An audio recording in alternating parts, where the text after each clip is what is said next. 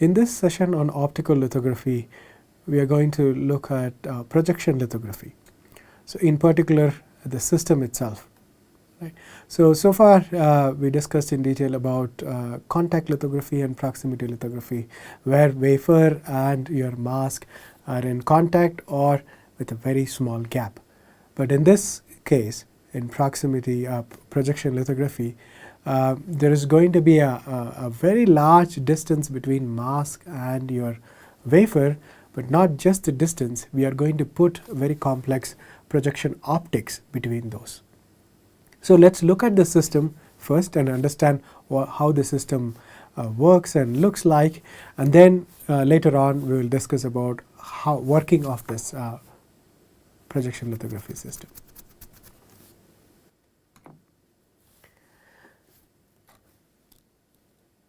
So by now we should be familiar with this three different type of system.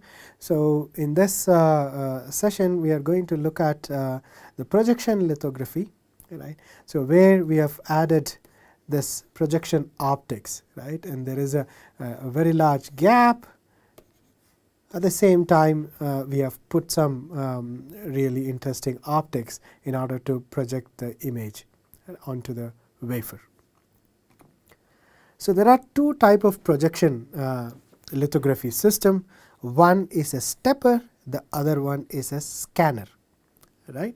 So a stepper works with the following principle. So you have the mask, so that is the mask that you have here, and there is a flood illumination. So the illumination is uniform across the mask, so that means all the structures that you had on the mask is illuminated in one go.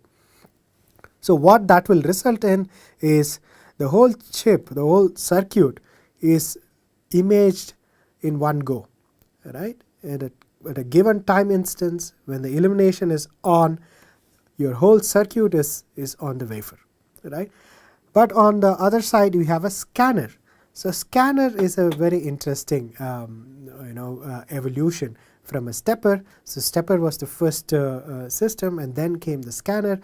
In scanner we don't allow the light to illuminate the whole mask in one go, right?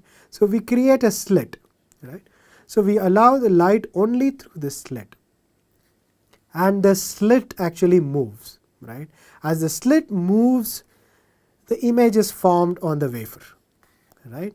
So unlike your stepper, your scanner actually illuminates only part of the circuit. So you have to do one full movement across your wafer in order to across your reticle in order to make this circuit realize on your wafer. Okay, so the reason we scan on top is why we call this as a scanner. So the reason for stepper is we write patches after patch, right, on the wafer. So this is what stepper gives you, and the scanner, each circuit is scanned, okay, and each mask is scanned to be precise. So why someone would go from a stepper to a scanner? Because stepper works really good. You expect high throughput because you are illuminating the whole mask in one go. Unlike in scanner, we are restricting, right, the illumination. At the same time, you have to move the reticle and also you have to move the wafer in order to scan the whole circuit. So the reason lies in the uniformity of illumination, right? So if I take a mask and if I want to illuminate, I want to illuminate this whole region with uniform intensity. Why we need uniform intensity? Because intensity dictates the critical dimension, right? Intensity dictates the line width, right, that you can get, right? This is what we call critical dimension. So if you vary the dose, right, because you have non-uniformity in illumination. So in this case I am drawing a flat line, but what if your illumination follows this profile, right? As a function of distance, you have E naught at the maximum at the center, and then you have some E naught minus delta E at the edge. So we know by now that when there is a reduction in the illuminating dose, you also expect a change in the dimension. So in this case CD plus delta CD. So you will have larger line width, right? We don't want this to happen because you want the circuit to be uniform. So whatever you have on the wafer should be there on the, whatever you have on the mask should be there on your wafer as well. So the very reason that it is very difficult to create a uniform illumination across this mask plate, right? So this mask plate can be something 23 millimeter times 4, let's say, right? So this is what your size of this mask could be, right? So how do we create a uniform illumination, right? Then you have to go for very complex illuminating optics, right? Very expensive illuminating optics. But instead of doing that, we create a slit and we only make sure that the intensity within the slit is uniform. That is doable because now we have reduced the area, right, that we have to illuminate, and with this reduced area we should be able to create an optics through which we can get uniform illumination. So I take this wafer and now I create this slit which is smaller in dimension, and then I make sure my intensity here is uniform, right. So if I take the uniformity in a very large patch, right, this is top down. If I take the cross section, it's going to look something like this, right. And then if I restrict the width, right, to a very small slit, then I can have very flat illumination. So this allows a uniform exposure, and this uniform exposure will guarantee that all my CDs are uniform. I don't have any CD gain or CD loss, and that is the reason why scanners became popular, and right now they are industry standard for illumination system in projection lithography. So this is the fundamental idea behind the stepper and scanner.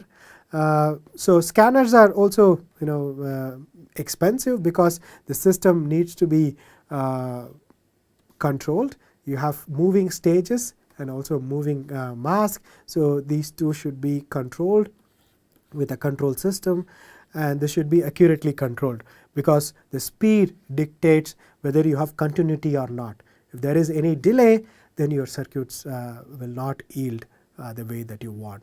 All right. So this is a typical ASML, which is a commercial tool manufacturer, lithography tool manufacturer, and PAS 5500 system. And this is an argon fluoride illuminated system, right. And this is a cartoon that shows the tool, the configuration, and what is inside of this tool, right. So let me go over one by one, right. So what you see here, this is the laser source, right. So this is your argon fluoride laser. We discussed about this cavity that we have in this argon fluoride, and that's what you see here. This is the cavity, and then you have the optics that brings the light into the illuminating tool, right. This is all reflection optics, and what you see from here till here. So this is what your illuminating optics, right. So your illuminating optics contains of various beam shaping optics, so that you have uniform illumination. So here you could see the beam is pretty uniform, large, and this is where your mask is sitting. So this is where your mask is sitting, right, and illuminated by from the top with the illuminating optics, and this whole assembly is projection. So you can imagine that the projection optics is pretty complex. It's not just a a very simple system, and later on in the lecture we will see how this projection optics works and what are all the requirement for this projection optics. And your wafer is sitting here. So this is a typical projection lithography system where you have the light source, and then you have your illuminating optics, and then you have mask, and then you have the projection system on top of your wafer. All right. So the one important thing is in this whole system, it might look really fancy and very complex and so on. This is also very bulky. All right. These are all very huge system. Once you move your mask and wafer far away, immediately what should come into your mind is, how am I going to align these structures, right? So we are going to use multiple layers in order to make the final circuitry. So now how am I going to align mask and wafer becomes a critical question that we will try to see why your alignment is important, and what are all the structures that we use for this alignment as well, right, briefly. So this is the lens assembly, right, of the projection lithography system. You can see here is as good as a pretty massive pipe or metal handlers, right, that contains all the lenses, right. It's all stainless steel, but inside the stainless steel you have all the optics, right. So there are large lenses inside this, and the lens system should be able to be aligned properly without any misalignment, and it should be placed in an appropriate fashion to achieve the resolutions that we are looking for. All right. So as I mentioned, how about the overlay, right, the alignment between different layers. First, let's look at what are all the things that will go wrong, right, when you are aligning two layers. So one is translation misalignment, right. The two layers can move in x and y, right. So the delta x and delta y will result in translational misalignment. There could be rotational misalignment as well, because your wafer is circular, right. Normally your mask is rectangular, right, or square. So now we should make sure that your wafer alignment is proper. At the same time, your mask alignment is also properly done. So in case of non ideal situation, you could have some rotational misalignment, right. So the size is all same, but you will have rotation. You could have magnification issues. So this is the first time you are hearing about magnification, right. So far we have not discussed anything about magnification. The reason for this is the presence of the projection optics. The projection optics normally downscales, right. It scales down the feature size, right. So we will see in detail how this happens. This projection lithography systems, they scale down this the size of these features, and you could have some magnification issue. So instead of putting it here, you could have a slightly larger feature than what you see. Okay, so that is the magnification issue in projection system. These things don't happen in contact litho. So contact and proximity, so there is no magnification effect, right. But you can still have rotation and translation. The other thing is the trapezoid effect, right. This is a non-ideal both magnification and also translation, right. So this is again a result of projection of optics, right. And the next and the final thing is about lens distortion. So I just mentioned earlier that your lens system should be extremely stable, right. That's why we used stainless steel liners to put them in place.